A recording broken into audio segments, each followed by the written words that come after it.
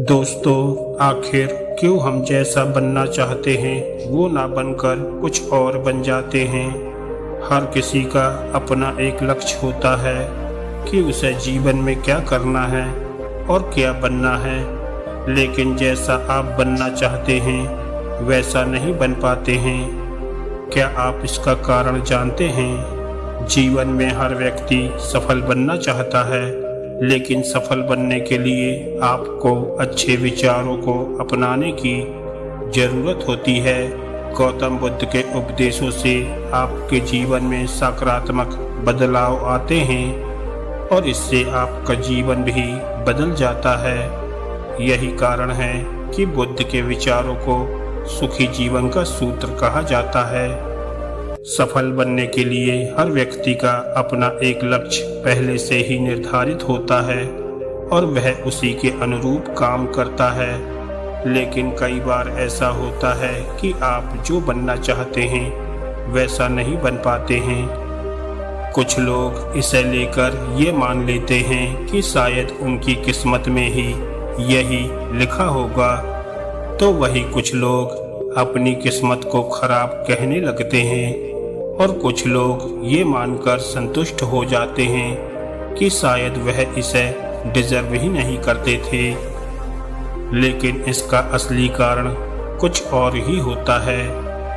आइए जानते हैं गौतम बुद्ध की इस कहानी के माध्यम से कि इसका कारण क्या है। इसलिए इस कहानी को ध्यान से और अंत तक जरूर सुनिएगा। तो चलिए कहानी को शुरू करते हैं। एक समय की बात है, गौतम बुद्ध को एक सभा में उपदेश देना था।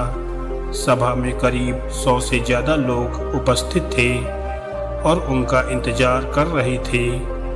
गौतम बुद्ध आए, लेकिन बिना कुछ कहे ही वहां से चले गए। बुद्ध का ऐसा व्यवहार देखकर सभी हैरान रह गए, लेकिन किसी ने उनसे कुछ नहीं कहा। अगले दिन फिर से सभा का आयोजन हुआ, लेकिन आज सभा में उपस्थित लोगों की संख्या घटकर 80 हो गई। आज भी बुद्ध ने ऐसा ही किया। वे सभा में आए, लेकिन बिना कुछ बोले ही चले गए। आज भी लोग हैरान हुए, लेकिन गौतम बुद्ध से किसी ने कुछ नहीं कहा। अगले दिन फिर से सभा का आयोजन हुआ और लोगों की संख्या घटकर 50 हो गई। बुद्ध फिर से सभा में आए और बिना कुछ बोले ही चले गए। आज भी बुद्ध से किसी ने कोई प्रश्न नहीं किया। अगले दिन फिर से सभा का आयोजन हुआ और इस बार लोगों की संख्या केवल 30 रह गई। आज भी बुद्ध बिना कुछ बोले ही मुस्कुराकर चले गए। अगले दिन फिर से सभा का आयोजन हुआ और आज सभा में केवल 15 लोग ही उपस्थित रहे। लेकिन आज गौतम बुद्ध ने अपना स्थान ग्रहण कर लिया और उपदेश देने के लिए बैठ गए।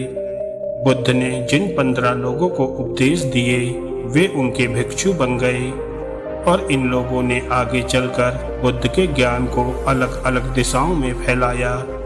एक बार इन लोगों ने बुद्ध से प्रश्न किया कि सभा का आयोजन होने के बावजूद भी आप क्यों कई दिनों तक बिना बोले ही चले जाते थे। गौतम बुद्ध ने उत्तर दिया, मैं उन लोगों की खोज में था जो लायक हों। सभा के पहले दिन 100 से भी ज्यादा लोग आए थे, लेकिन उनमें से ज्यादातर लोगों को मेरे उपदेश से कुछ मतलब नहीं था। इसके बाद जो लोग अगले दिन आए उन्हें भी मेरे उपदेश से कोई मतलब नहीं था। वो तो केवल इसलिए आए थे क्योंकि वो देखना चाहते थे कि आखिर सभा में होता क्या है। लेकिन मुझे ऐसे लोगों की तलाश थी जो मेरे ज्ञान को जन जन तक पहुंचाए। मैं कई दिनों तक इसलिए बिना बोले चला जाता था क्योंकि मैं ये देखना चाहता था कि आखिर वो कौन लोग हैं जो सच में मेरे उपदेश को सुनना चाहते हैं और जिन्हें वास्तव में ज्ञान पाने की प्यास थी। ऐसे लोग ही रोज आए। गौतम बुद्ध कहते हैं कि जिनके भीतर धैर्य था उन्हें मुक्ति का मार्ग मिला और जो लोग जल्दबाजी में थे वो आज घर पर बैठे हुए हैं। बुद्ध कहते हैं कि जिन लोगों में धैर्य का गुण होता है वे जीवन में कुछ भी पा सकते हैं, फिर चाहे आपका लक्ष्य कुछ भी हो। बिना धैर्य के कोई भी सफलता के लक्ष्य तक नहीं पहुंच सकता। दोस्तों, आज की भाग दौड़ भरी जिंदगी में लोगों में धैर्य नहीं है। सभी में जल्दबाजी और अति शीघ्र किसी कार्य को करने की होड़ मची हुई है। लेकिन गौतम बुद्ध बताते हैं कि अपने भीतर धैर्य को कैसे बढ़ाएं। बुद्ध कहते हैं कि निरंतर अभ्यास से हम अपने भीतर के धैर्य को बढ़ा सकते हैं। यानी आप जो भी बनना चाहते हैं उसके लिए धैर्य की आवश्यकता होती है। दोस्तों, अगर आपको गौतम बुद्ध की ये कहानी अच्छी लगी हो तो वीडियो को लाइक करें और ऐसी ही ज्ञानवर्धक और मोटिवेशनल कहानियाँ सुनने के लिए हमारे चैनल को सब्सक्राइब करना ना भूलें। धन्यवाद दोस्तों।